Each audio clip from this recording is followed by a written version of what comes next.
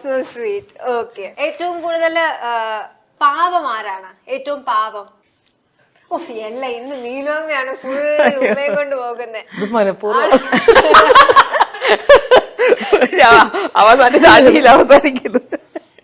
ഉമ്മ കൊടുത്താ മതി പാറു. രണ്ടമ്മമാരൊന്നൊരു കാര്യം ചെയ്യും, പാറു നീനെ കൈ വെച്ചു കൊടുക്ക, അപ്പൊ പാറു ഉമ്മ വെച്ചോളൂ. ഞാൻ കൈ വെക്കേണ്ട ആവശ്യമില്ല. ഞാൻ കൈ വെക്കേണ്ട ആവശ്യമില്ല. ഓക്കെ. പാറു, ഇതിനകത്ത് ഏറ്റവും ദേഷ്യപ്പെടുന്ന അമ്മ ആരാണ്? അവർക്കൊരു ഉമ്മ കൊടുക്ക. ഒരു ഉമ്മയെങ്കിൽ ഒരു ഉമ്മ. ഉമ്മ കൊടുത്തോ. കൂടുതൽ പാറുവിന് ഗിഫ്റ്റ് ഒക്കെ മേടിച്ചു തരുന്നത് ഏതമ്മയാ?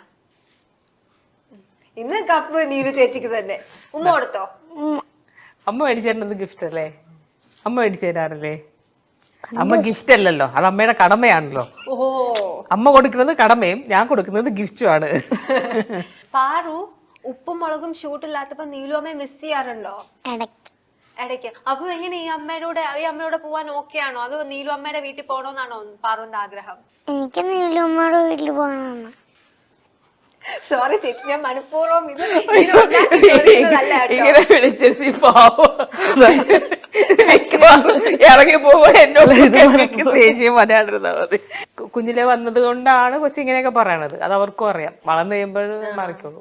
എനിക്കെന്ന് വെച്ചാൽ എനിക്ക് ഭയങ്കര എന്താ പറയാ, നമ്മളാ കൊറോണ സമയത്തൊക്കെ കുറെ നാൾ മാറിയെന്നല്ലോ. ആ സമയത്തൊക്കെ ഭയങ്കര ഹാർട്ടിൽ ഭയങ്കര വല്ലാത്തൊരു ഇതായിരുന്നു എനിക്ക്. കാരണം ഞാൻ വീഡിയോ കോളിലൊക്കെ ഇടയ്ക്കൊക്കെ വിളിച്ചിട്ടുണ്ട്. ചേച്ചിക്ക് കുറെ ക്ഷമയുണ്ട്. ചേച്ചി കുറെ എടുത്തോണ്ട് നടക്കും. എപ്പോഴും എടുത്ത് ലീവ് വെച്ച് ഇങ്ങനെ എടുത്തിട്ട് വെച്ചോണ്ട് നടക്കും. ഞാൻ അങ്ങനെ എടുക്കാറില്ല.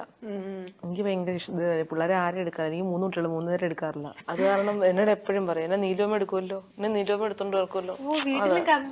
അതുണ്ട്. വീട്ടിലേതാണ്. ഇത് എന്റെ മോളും എന്നോട് പറയുന്ന, ഇപ്പൊ നമ്മളെ വീട്ടിലാണെങ്കിലും എന്റെ മോളും ഇതുപോലെ എന്നോട് പറയാം, അമ്മ അവനെ കൊഞ്ചിക്കാണ്, അവന്റെ താളത്തിന് തുള്ളുകയാണ്. പക്ഷെ അത് നമ്മളെ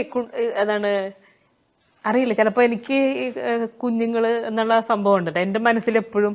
എത്ര വലുതായാലും ഇങ്ങനെ ഇപ്പൊ എന്റെ മക്കളാണെങ്കിലും. അതുകൊണ്ട് എന്താ ഗംഗയ്ക്ക് അറിയാം, എന്റെ കുട്ടികൾക്ക് പക്വതയില്ല അല്ലേ? രണ്ടുപേർക്കും പക്വതയില്ല. ചിന്നുവിനൊക്കെ കണ്ടിട്ടുണ്ടെങ്കിൽ ഇപ്പോഴും ഒരു 5ാം ക്ലാസ്സിൽ പഠിക്കുന്ന സ്വഭാവമാണ്. എന്റെ ഇളയ മോളൊക്കെ എപ്പോഴും വന്നിട്ട് അതേപോലെയൊക്കെയുള്ള വർത്താനവും ഇതൊക്കെ ഉണ്ട്. നിങ്ങൾക്കൊക്കെ എപ്പോ കെട്ടിച്ചൂടും, ഇതിനൊക്കെ എങ്ങനെ കെട്ടിക്കും എന്നൊക്കെ ചോദിക്കാറുണ്ട്. കാരണം മൂത്തത് പിന്നെ ഇച്ചിരി പക്വതയുണ്ട്. ചേച്ചിക്ക് ഈ കുട്ടികളോടുള്ള സ്നേഹം കണ്ടിട്ട് ചേച്ചിയുടെ ശരിക്കുള്ള മക്കള് ഇങ്ങനെ അമ്മ ഇതെന്ത് കാണിക്കുന്നത്, ഞങ്ങളെ ഒന്നും വേണ്ടെന്നൊക്കെ ചോദിക്കാറുണ്ടോ?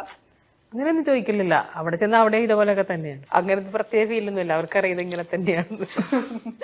എവിടെ പോയാലും സ്നേഹം കൊടുക്കാൻ എനിക്ക് കുറെ കുട്ടികളൊക്കെ ഇട്ട് ഞാൻ അവിടെ ഇരുന്നോളൂ. അതിപ്പോ നമ്മള് കുഞ്ഞിലേക്ക് എന്റെ വീട്ടിലൊക്കെ